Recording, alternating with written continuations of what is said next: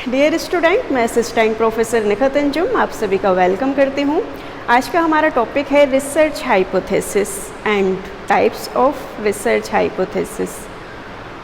Hypothesis सामान्य से कम की ओर एक टेंटेटिव स्टेटमेंट।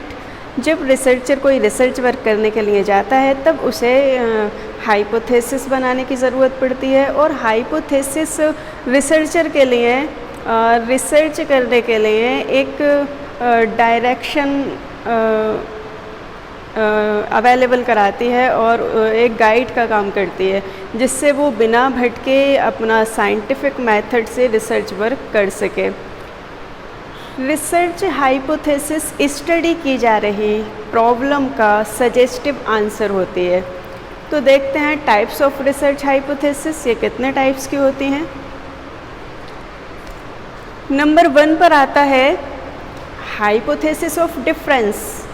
डिफरेंस इसमें 2 ग्रुप्स के बीच में डिफरेंस देखा जाता है।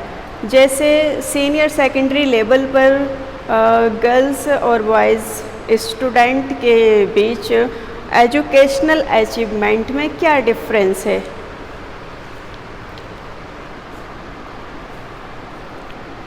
Hypothesis of difference.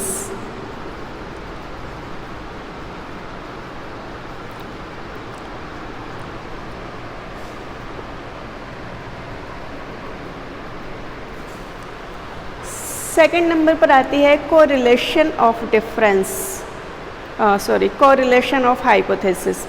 इसमें 2 वेरिएबल्स के बीच में रिलेशन को बताया जाता है। जैसे सीनियर सेकेंडरी लेवल पर स्टूडेंट की एजुकेशनल अचीवमेंट में और इंटेलिजेंस में रिलेशन है। Hypothesis of correlation.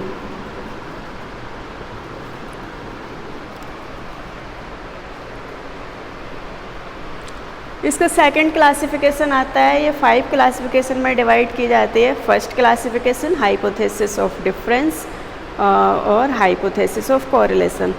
Second classification directional hypothesis. Directional hypothesis में क्या होता है, 2 वेरिएबल्स के बीच में डायरेक्शन बताई जाती है। जैसे कोई एक ग्रुप दूसरे से सुपीरियर है या इन्फीरियर है, और नॉन डायरेक्शनल में डायरेक्शन नहीं बताई जाती है। इसमें हमें ये पता नहीं लगता है कि कौन सा ग्रुप सुपीरियर है और कौन सा इन्फीरियर है। सेकंड क्लासिफिकेशन में फर्स्ट है डायरेक्शनल हाइपोथेसिस,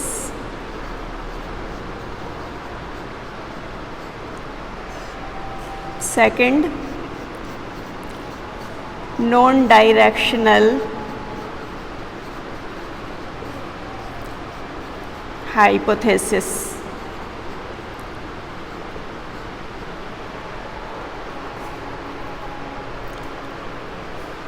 थर्ड क्लासिफिकेशन आता है, उसमें positive hypothesis and negative hypothesis.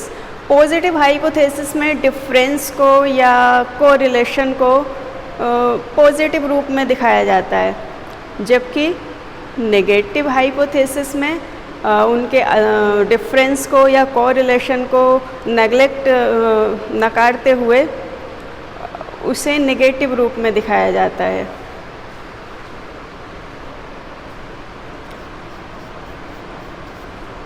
Third का 1 है पॉजिटिव हाइपोथेसिस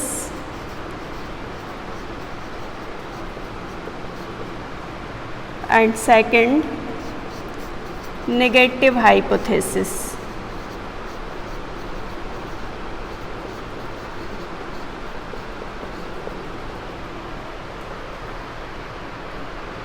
जैसे क्लास 12th के स्टूडेंट की जनरल नॉलेज क्लास 9th के स्टूडेंट की जनरल नॉलेज से ज़्यादा है। ये पॉजिटिव हाइपोथेसिस हुई। जबकि नेगेटिव में क्लास 12th के स्टूडेंट की जनरल नॉलेज क्लास 11th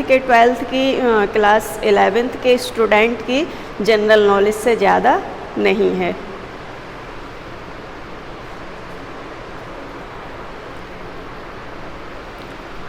इसके बाद हमारा फोर्थ क्लासिफिकेशन आता है prediction hypothesis, postdiction hypothesis and description hypothesis. Prediction hypothesis experimental research के लिए बनाई जाती है। इसमें बताया जाता है कि क्या होगा, जबकि पोस्ट हाइपोथेसिस हिस्टोरिकल रिसर्च के लिए बनाई जाती है। इसमें बताया जाता है कि क्या था। जबकि डिस्क्रिप्टिव हाइपोथेसिस जो प्रेजेंट में चल रहा है उसके लिए बनाई जाती है कि क्या है, टू वेरिएबल्स के बीच जो रिलेशन है, डिफरेंस है, तो क्या होगा, क्या था और क्या है। नंबर 1 पर आता है प्रीडिक्शन। इसका फोर्थ क्लासिफिकेशन है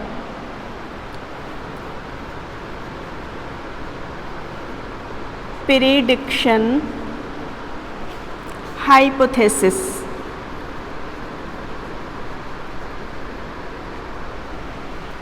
और second postdiction hypothesis.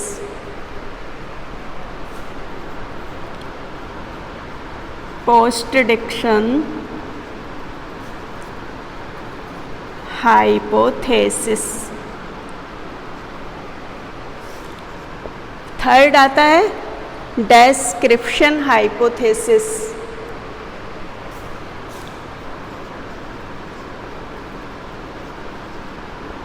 Description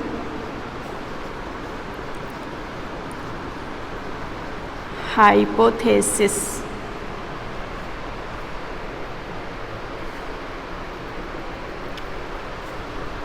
fifth classification है इसका research hypothesis and statistical hypothesis.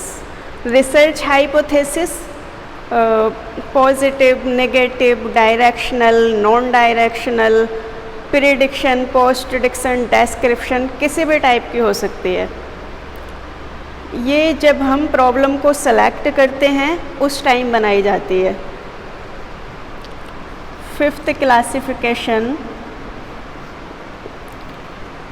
Research hypothesis.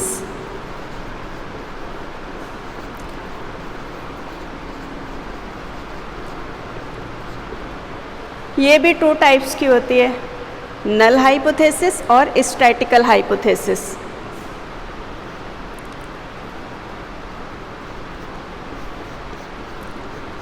Null hypothesis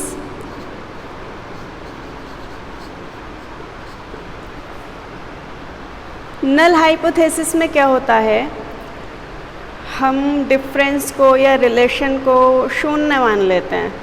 इसे शून्य परिकल्पना बोलते हैं। क्या इन दोनों वेरिएबल्स के बीच में कोई सिग्निफिकेंस रिलेशन नहीं है या डिफरेंस नहीं है। और statical hypothesis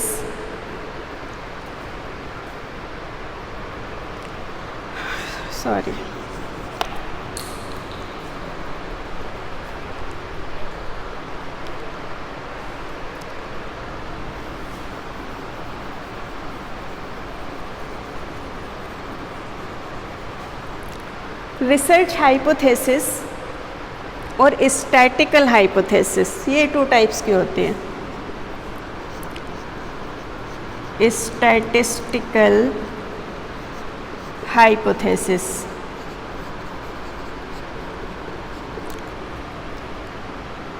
statistical hypothesis 2 types की होती है, null hypothesis and alternative hypothesis.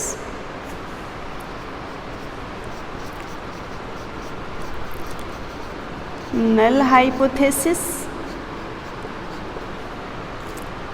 B alternative hypothesis.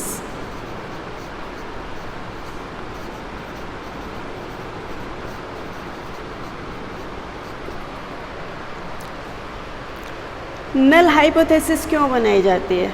क्योंकि उस पर सारे स्टैटिकल टेस्ट लगाए जा सकते हैं। अगर नल हाइपोथेसिस एक्सेप्ट होती है तो अल्टरनेटिव हाइपोथेसिस रिजेक्ट हो जाती है, और अगर अल्टरनेटिव हाइपोथेसिस एक्सेप्ट होती है तो नल हाइपोथेसिस रिजेक्ट हो जाती है। इसको हम प्रोबेबिलिटी के लेवल पर चेक करते हैं। इसी हिसाब से फिर हमारा जो रिसर्च वर्क है उसमें हमें पता लगता है कि जो हमने माना था, जो हाइपोथेसिस बनाई थी, क्या वो एक्सेप्ट होती है या रिजेक्ट होती है। Thank you.